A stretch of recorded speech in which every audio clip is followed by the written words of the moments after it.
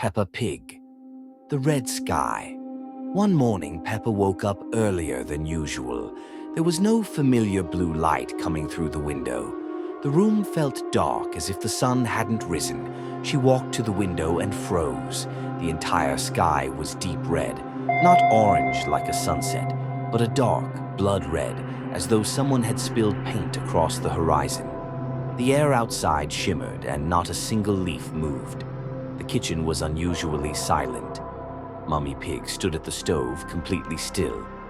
George sat at the table without playing with his dinosaur. Daddy Pig stared out the window with an expression Peppa had never seen before. "It started again," he whispered. Peppa wanted to ask what he meant, but no one answered. Mummy Pig just took George by the hand and walked upstairs. Daddy followed them. Within minutes, the house was empty, completely, as if they had vanished into thin air. Peppa ran from room to room, calling for them, but no one replied. Only the strange red glow from the windows bathed everything around her. When she looked outside again, the streets were empty. No cars, no neighbors, no birds. Everything stood still, only the sky. It was growing darker. She was about to close the curtains when she noticed a figure standing far in the distance. Tall, motionless. It was too far away to see its face, but Peppa felt something cold touch her from the inside. The figure was staring directly at her window. Then the sky spoke. At first it sounded like wind, or so she thought, but then, clearly, "Pee-pa." The whisper surrounded her from every side. It crept into her ears, under her skin, echoing both inside and out. "Peppa, come outside. We're waiting. You're alone." She covered her ears, shut her eyes, and crawled under the table. But the voice didn't stop. It only grew quieter, which made it even worse.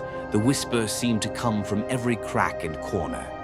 Then the lights went out, all at once, and footsteps echoed on the stairs. Slow, heavy, as if something very large was coming up. Peppa curled into a corner, holding her breath. The footsteps stopped. Then, the creak of a door. The figure that had been outside was now in the house. Peppa couldn't see it, but she knew it was near. The sky outside turned completely black-red, like rotting blood. The whole house began to tremble.